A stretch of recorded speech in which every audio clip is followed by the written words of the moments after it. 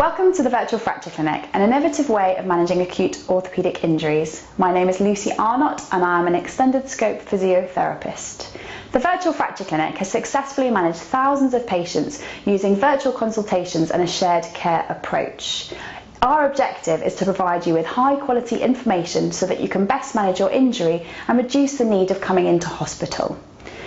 We have designed this protocol as evidence suggests that patients typically only retain 10% of the information given to them in the traditional clinic setting. We understand that having an injury has a significant impact on your life, so I've designed this video series to explain to you the type of injury that you sustained and to guide you through your rehabilitation and management from the comfort of your own home. Hi, I'm James. I'm an orthopedic consultant and I regularly manage patients with your type of injury. I'm here to guide you through the details of your injury, the treatment required, and give you your recovery plan. You have sustained a fracture to your shoulder. The shoulder is a ball and socket joint and you have fractured the ball part. An example of this is demonstrated now on the screen. This is a common injury and it will heal itself naturally with the passage of time. This normally takes between 6 and 12 weeks, but pain and swelling can be ongoing for 3 to 6 months. Because of the nature of the injury, the shoulder may always be stiff. For example, you may not reach the top cupboards or reach fully behind your back. By sticking to the exercises Lucy will demonstrate to you, you should be able to regain the functional movement that is required for day-to-day activities, but this can take up to a year. You will have been provided with a collar and cuff sling. This should be worn for the first 4 weeks. During this time, it can be removed regularly to perform the exercises that Lucy will show you and for washing and dressing. You may need to take painkillers or anti-inflammatories, especially in the early stages. Some of these injuries require you to have a follow-up appointment with an upper limb specialist. If this is the case, then an appointment will be sent to you through the post. If you do not have an appointment and after 3 months you're still experiencing significant pain and swelling, then please contact us for a further appointment. We would also like you to contact us if you're experiencing significant pain or symptoms away from the site of the injury. One of the only things we know that can slow down healing is smoking. If you do smoke, it would be advisable to stop, at least for the duration of the healing process.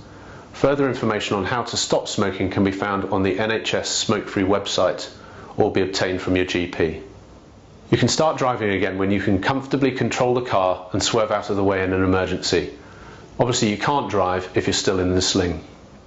You can return to work when you feel comfortable and sports can be resumed at 6 weeks.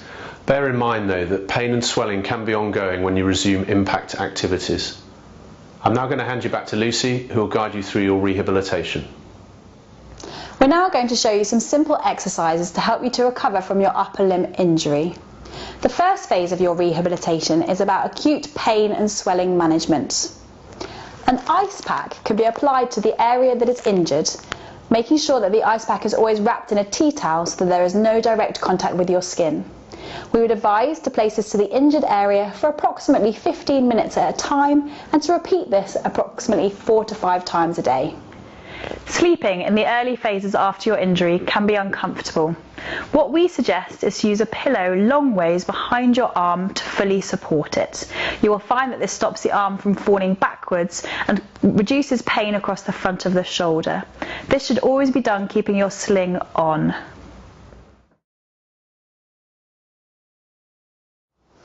It's really important in the first stage of your rehabilitation to remove your sling to do the following exercises 3 to 4 times a day.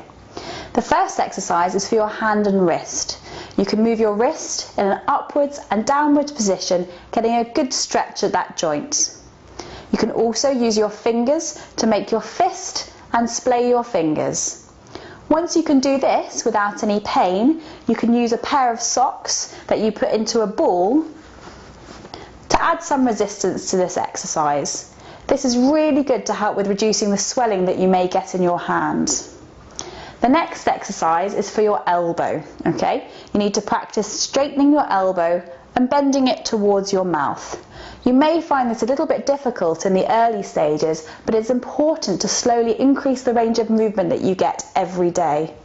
The elbow also works in rotation, so the other way to exercise your hand is to move your hand from facing palm up to palm down.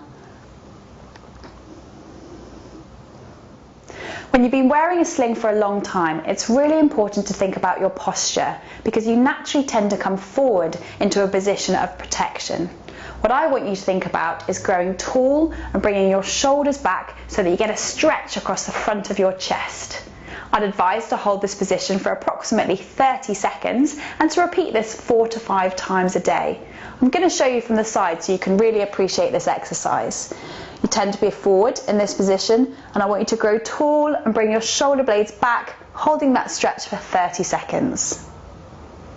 The next exercise is called Pendulum Exercises, and these are really great for getting some early range of movement of your shoulder and to provide you with the space that you need to get in and wash your armpit.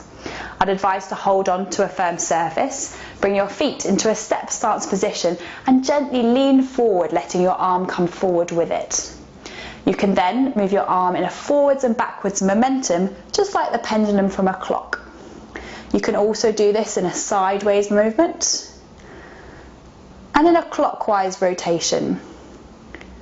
I would advise to do this exercise for between a minute and a minute and a half, again 4 to 5 times a day.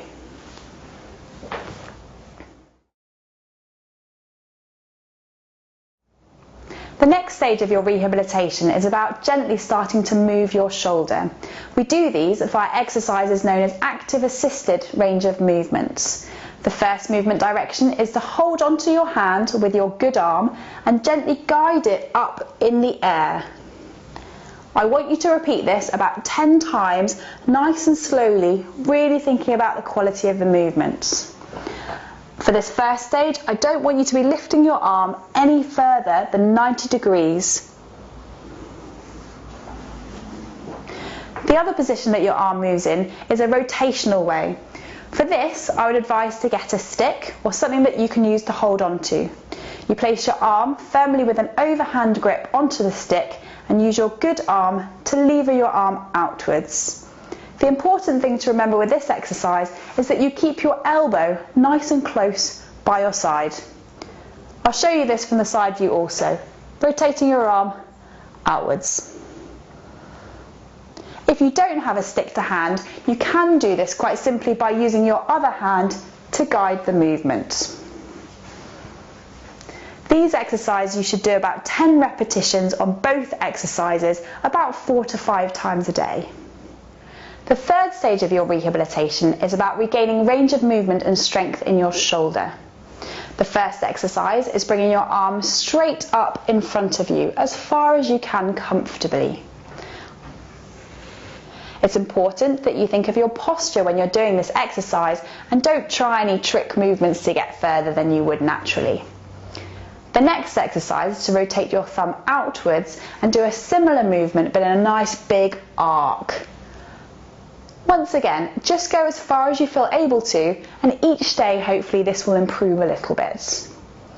The third exercise is rotation of the arm, so bend your elbow to 90 degrees and rotate your forearm outwards. With this exercise, it's really key to keep your elbow nice and close to your body. I'd like you to try and do all of these exercises approximately 10 times and to repeat them 4 to 5 times a day. Don't be surprised if in the early stages you struggle to get the range of movement of your shoulder. These exercises will take time to develop.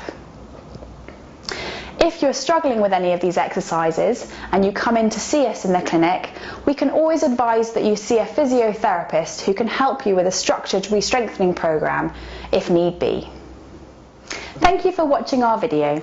If you have any further questions with regards to your injury or your rehabilitation, please do not hesitate to contact us. Because we value your opinion, in the future we may ask you for some patient satisfaction information. We would really appreciate if you could let us know how you found this service so that we can help model it for future patients.